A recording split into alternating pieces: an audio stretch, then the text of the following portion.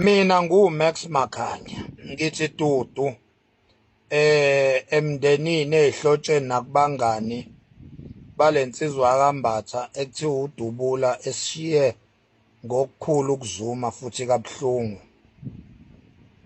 Nizokhumbula ke bakwethu ukuthi uDubula insizwa nje ebesitalabhana nayo la ku TikTok and ukutalabhana kwethu bekujule ngalendlela ukuthi yena waze wahamba wathumela abantu bakhe ukuthi bahambe bayomhlolela ngakwelakithi eMbumbulu la ngivela khona, bayomlandela i-information bamshuthele nezithombe. Abuya nakho-ke wakushera konke la ku-TikTok, wanikhombisa amadayari la abhala khona ngami noma ngakithi. Insizwa nje ebesitalabhana kakhulu nayo uDubula, kodwa esayidini lami iqiniso lithi beyingekho inzondo yeqiniso. Angikaze ngimzonde uDubula, ubeligxeka iqhawe lami engitalabha mina, engithuka nami ngimtalabhe ngimthuke. Akaze nje ngimzonde lokhu kwangempela, lokhu kokuthi impela sekufuneka mhlampe afe, cha. Ingakho-ke ngithi nje ngithi dudu bakwethu, silahlekelwe nathi la kwi-social media, zinciphile iy'nsizwa esizoqhubeka sitalabhane nazo ngokuhamba kwaDubula. Bakwethu ngizithoba nje kakhulu. Before lensizwa ihambe, before ilanga ehambe ngalo noma ilanga lesigameko sokuhamba kwayo, bebehamba nomgibe bedrive nje around ko-Midrand laphana. Sike saba nokuxhumana nabo, behamba nomgibe bengifonela laphana ngama-video calls, befuna sihlangane ngenxa yokuthi I think mhlampe bebefuna sihlangane nje for the first time, sixhawulane, sibingelelane, sibhekene for the first time, ngoba impela besingakaze sihlangane, bekuzoba nje okokuqala. Angikwazanga ukukwenza lokho mina ngenxa yokuthi ngangisetohweni ngibhizi ngiphuthuma ngibhekele koPitori.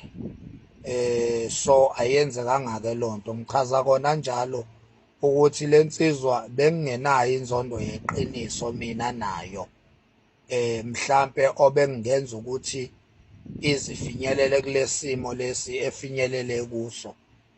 Ngiphakama nokudabuka okukhulu ukuthi isifiso sayo sokuthi ke sihlangane mhlampe lapho la naye bezongikhombisa khona ubuntu bakhe, sigcine singafezekanga-ke, kugcine kungenzekanga, sigcine singahlangananga. Babehamba nomgibe ngomgqibelo emini, bengifonela, inamba yami beyithole khona la ko-TikTok. So kwagcina kungenzekanga-ke. Dudu-ke mndeni wakwambatha, dudu bangani bakaDubula, nani ihlobo, sithi dudu, sikhala kanye nani. Ebese ngikhipha nje isiyalo-ke kubantu abasizakalayo ngalokhu. Ngithi nje bafowethu, ngicela nikhule ku-social media bakwethu, siyatalabha, siyadlala, senza konke, kodwa uma ngabe sekunesimo esiserious ngale ndlela, ake sikhuleni bakwethu. Singenze ngathi thina siyophila ingunaphakade.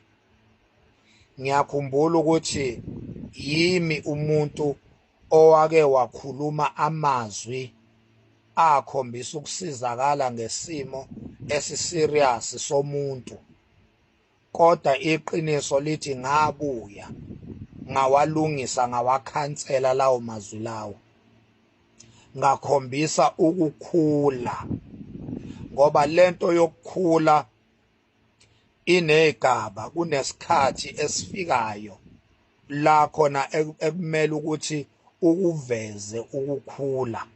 Lento yokukhula into seasonal, into ehamba ibuye. Khona isikhathi la ukukhula okuye kukushiye khona. Uthola ukuthi uzobehavisa okwengane, ukhulumisa okwengane. Kodwa kumele phela sifike isikhathi la kubuya khona ukukhula kwakho, ebese ulungisa amaphutha owenze ngesikhathi kusakushiyile ukukhula, la khona bewubehavisa okwengane. Ngakwenza-ke lokho mina kuBobo umfana wepiki, ngayilungisa lonto, kwabuya ukukhula, ngazehlisa ngawakhansela amazwi engangiwakhulunyiswe ubungane. Sengithi-ke nani enikhuluma amazwi okubhayiza obudomu obungane ukuthi sekushoda bani, ubani uyalandela, lawo mazwi lawo awubutshupidi, awubungane, awubudomu. Khulani, khiphani amazwi a-constructive, amazwi azodala ukuthi silunge isimo. Yekani ukubhebhethekisa isimo esibi, yekani ukusizakala ngezimo ezimbi, yekani ukuba zidomu nokuba ziphukuphuku. Kubhlungu okwehlele umndeni wakaMbatha, kubhlungu okwehlele uDubula. Kumele ngabe siyalila ngeinhliziyo, siyadabuka, ebese siyafunda ukuze silungise impilo yethu going forward. Njoba umbona nje umfoka Makhanya ukuthi njengamanje ukhuluma ubuhlakani, ngikhombisa kona njalo ngichaba indlela eya ekulungisweni kwebehavior, ukuthi awalunge ama-behavior. Abantu abakhule manje ngokomqondo, iy'ngqondo zabantu mazibuye, abantu mabayicontrole i-social media, kungabi i-social media econtrol abantu. Yenze into bese uyayimela into oyenzayo. Ungayenzi into uyenziswa i-social media ube uzohluleka kuyimela. Ngithi bakwethu, ake siyekeni ubudomu. Sibhlungu lesimo esehlele uDubula. Siyaxolisa mndeni kaDubula, siyaxolisa nakini ihlobo. Sitha lwehlanga lingehlile. Sitha lwehlanga lingehlile bakwethu. Sithi dudu. Siyaduduza. Bengifuna nje ukudlulisa lawo mazwi bakwethu kanye nalezo yalo koza kwethu esinabo la kwi-social media, ukuthi bakwethu ayibencane, awehle amagama abhebhethekisa ulaka. Asikhuleni, asifundeni emaphutheni ethu. Asiqine manje, asibuyele ey'ngqondweni zethu. Ake sizame amanye ama-content azokwenza iy'mpilo zabantu ziphumelele, ziye phezulu kunokuthi ishabalale. Ake sizicorrecte emaphutheni ethu, namaqhawe ethu kaMaskandi ake siwalandeleni kahle bakwethu. Ngizoze ngibhede, angivale khona la. Ngiyabonga bakwethu, ngikholwe niwazwile amazwi.